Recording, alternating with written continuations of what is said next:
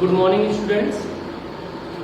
In previous classes, we have discussed about the first chapter, living world, and today we are going to study about second chapter, biological classification. And today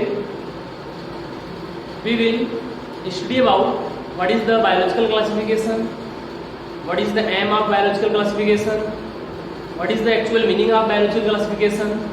Okay,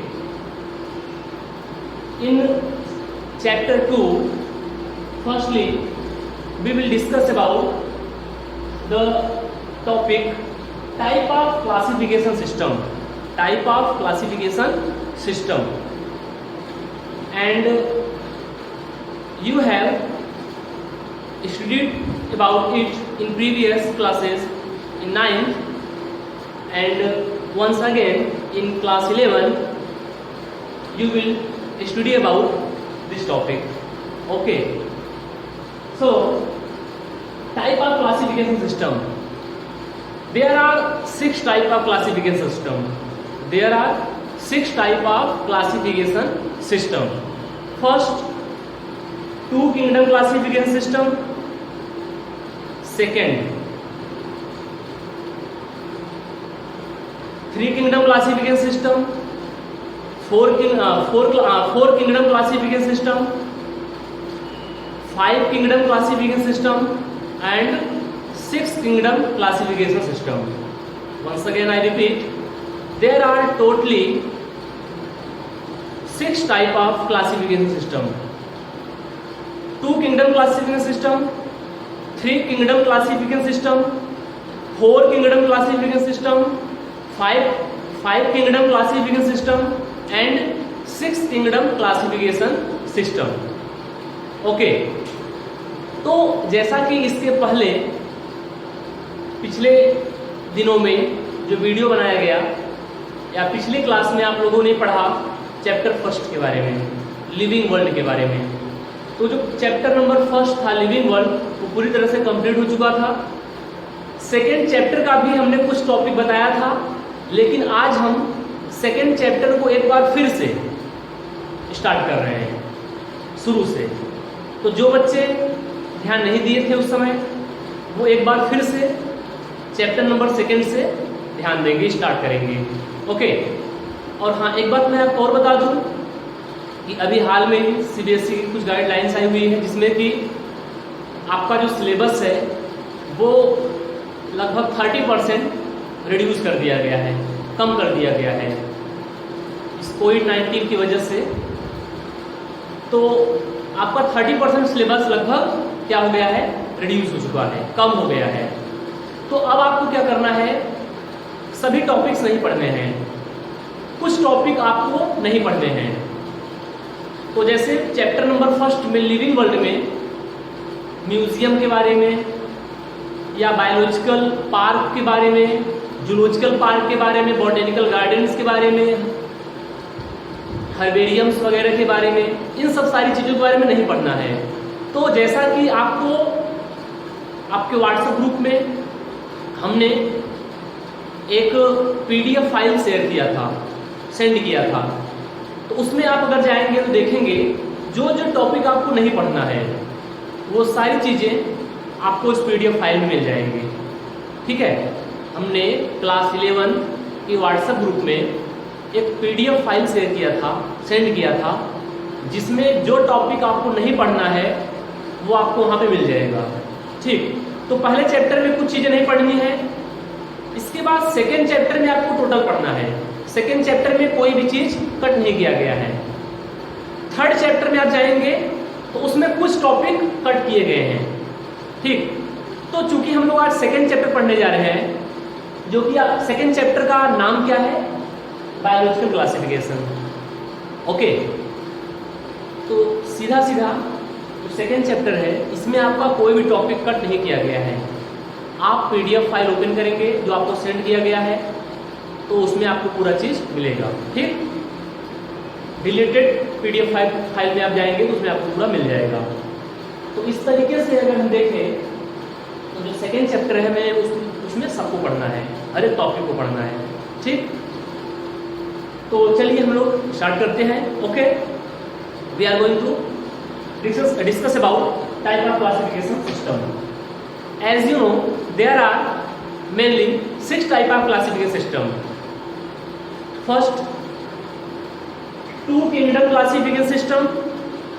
second, 3 kingdom classification system, and next 4 kingdom classification system, next 5 kingdom classification system, next and last 6 kingdom classification system.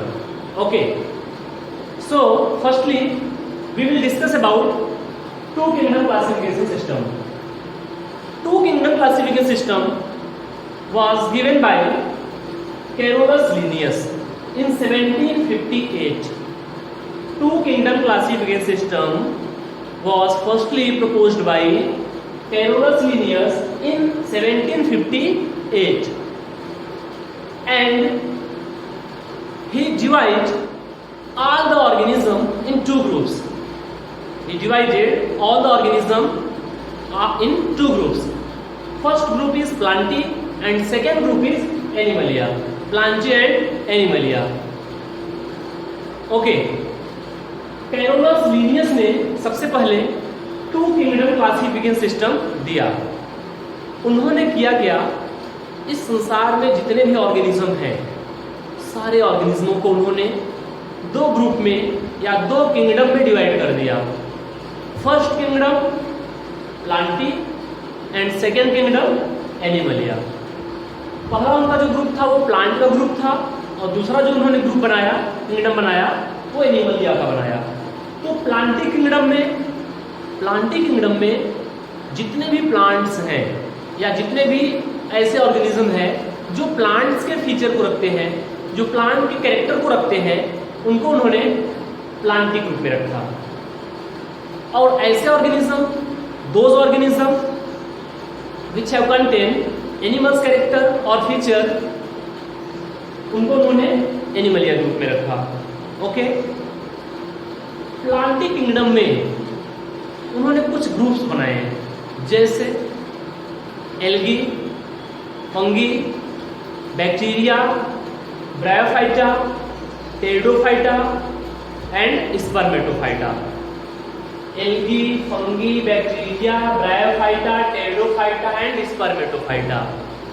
All these groups are included in Plantae group, Plantae kingdom. Okay, तो Plantae kingdom में कौन कौन से plant के group रखे गए, उसमें आपका एल्गी आया, एल्गी रखा गया, fungi, bacteria, bryophyta, pteridophyta and Spermatophyta. ये सारे ग्रुप जो हैं प्लांटी ग्रुप के अंतर्गत इंक्लूड किए गए। अब कौन किया इसको, कैरोलस लीनियस ने किया।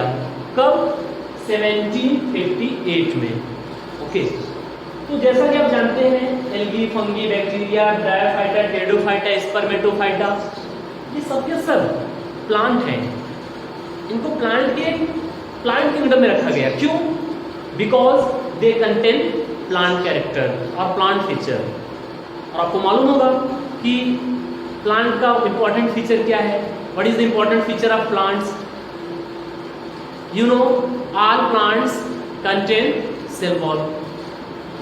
Okay, and these all groups have cell wall. जितने भी ग्रुप्स हैं, ये सब, इनके जितने भी मेंबर हैं, ये सब के सब सेल वॉल रखते हैं, जो कि सबसे इंपॉर्टेंट फीचर है प्लांट किंगडम का, है कि नहीं? ऐसे बहुत सारे फीचर्स हैं जो कि प्लांट किंगडम में पाए जाते हैं। तो उस प्लांट फीचर्स के आधार पर इनको प्लांट ग्रुप में रखा गया। ओके, अभी इसके बारे में हम लोग अगले चैप्टर में या अगले टॉपिक में 1 by 1 करके डिटेल में स्टडी करेंगे या डिस्कस करेंगे। ओके, सेकेंड किंगडम एनिमलिया उन्होंने बनाया। एनिमलिया किंगडम में उन्होंने सारे ऐसे ऑर्गेनिज्मों को रखा जो एनिमल्स के फीचर को या एनिमल के कैरेक्टर को रखते हैं, जैसे पोरीफेरा, सिलेंड्रेटा, प्लेटिनमिन्थीज, निमेटिलमिन्थीज या Nematoda, Annelida, arthropoda, Mollusca, Echinodermata, Chordata. ये सब जितने भी ग्रुप्स हैं एनिमल के, ये सब के सब इन हर एक ग्रुप से जितने भी मेंबर हैं, सदस्य हैं, वो सबके सब एनिमल्स का फीचर रखते हैं, एनिमल का कैरेक्टर रखते हैं, और इनमें किसी में भी सेल वॉल नहीं पाया जाता, इनके सेल में के बाहर सेल वॉल ऑब्सेंट होता है। Okay, they do not contain cell wall. Okay, and so many character. तो इस तरीके से बहुत सारे और भी कैरेक्टर हैं जो एनिमल्स का कैरेक्टर वो रखते हैं, इसलिए इनको एनिमल किंगडम में रखा गया। इन सारे ग्रुप्स के बारे में भी आपको अभी अगले चैप्टर में, अगले यूनिट में 1 बाय 1 करके डिटेल में आपको भी डिस्कस करना है या स्टडी करना है। ओके, तो हम लोग इसके बारे में भी अब अगले चैप्टर में, अगले टॉपिक में डिस्कस करेंगे, ठीक, इन सारे ग्रुप्स के बारे में। तो ये तो था आपका 2 किंगडम क्लासिफिकेशन सिस्टम, जिसको दिया गया कैरोलस लिनियस के द्वारा। बाद में फिर क्या हुआ, कुछ ऐसे साइंटिस्ट आए जिन्होंने देखा कि कुछ ऐसे भी मेंबर हैं, कुछ ऐसे भी ग्रुप्स हैं, कुछ ऐसे भी ग्रुप ऑफ ऑर्गेनिज्म हैं जो प्लांट और एनिमल्स दोनों के कैरेक्टर को रखते हैं, या उनसे थोड़ा हट करके हैं, या कुछ ऐसे ऑर्गेनिज्म खोजे गए कि वो प्लांट और एनिमल्स के कैरेक्टर को साथ साथ रखते थे या उनसे बिल्कुल हट करके थे। तो अब फिर वहां पे क्या हुआ, अब उनको कहाँ रखा जाए इसके बारे में फिर डिस्कस हुआ। तो फिर आगे चल करके एक नया किंगडम बनाया गया जिसको बोला जाता है 3 kingdom classification system. 3 kingdom classification system was proposed by Ernest Haeckel. 3 kingdom classification system was proposed by Ernest Haeckel in 1866. 1866 में 3 किंगडम क्लासिफिकेशन सिस्टम दिया गया, किसके द्वारा, अर्नेस्ट हेगल के द्वारा। अब ये 3 किंगडम क्लासिफिकेशन सिस्टम है क्या, तो अर्नेस्ट हेगल ने किया क्या, जितने भी ग्रुप थे, चाहे वो प्लांटी किंगडम के थे, चाहे एनिमलिया किंगडम के थे, उन्होंने क्या किया, एक अलग से ग्रुप बनाया, एक अलग किंगडम बनाया, और उस किंगडम का नाम रखा क्या, प्रोटिस्टा किंगडम। तो प्रोटिस्टा किंगडम एक अलग किंगडम बनाया उन्होंने, और जितने भी यूनिसेलुलर एंड प्रोकैरियोटिक ऑर्गेनिज्म थे, are unicellular and prokaryotic organism are include in Protista kingdom. मतलब उन्होंने क्या किया, जितने भी यूनिसेलुलर ऑर्गेनिज्म थे, यूनिसेलुलर ऑर्गेनिज्म थे, वो कुछ जो है प्रोकैरियोटिक भी थे, कुछ यूकैरियोटिक भी थे। अब ये प्रोकैरियोटिक क्या होता है और यूकैरियोटिक क्या होता है, आपको इसके बारे में क्लास 9 में बताया गया होगा, या एक बार नहीं, अगर आपको नहीं समझ में आ रहा है या अगर आप नहीं जानते तो एक बार जान लीजिए। प्रोकैरियोटिक ऑर्गेनिज्म वो ऑर्गेनिज्म होते हैं जिनके सेल में न्यूक्लियस अब्सेंट होता है या अनडेवलप्ड होता है। यूकैरियोटिक ऑर्गेनिज्म वो ऑर्गेनिज्म होते हैं जिनके सेल में न्यूक्लियस वेल डेवलप्ड कंडीशन में प्रेजेंट होता है।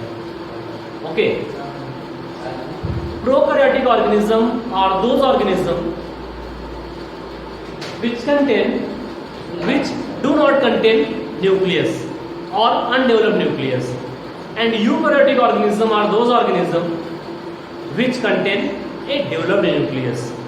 ओके, तो प्रोटिस्टा ग्रुप या प्रोटिस्टा किंगडम एक ऐसा किंगडम बनाया गया, एक ऐसा किंगडम है जिसके अंतर्गत सारे के सारे यूनिसेलुलर ऑर्गेनिज्म।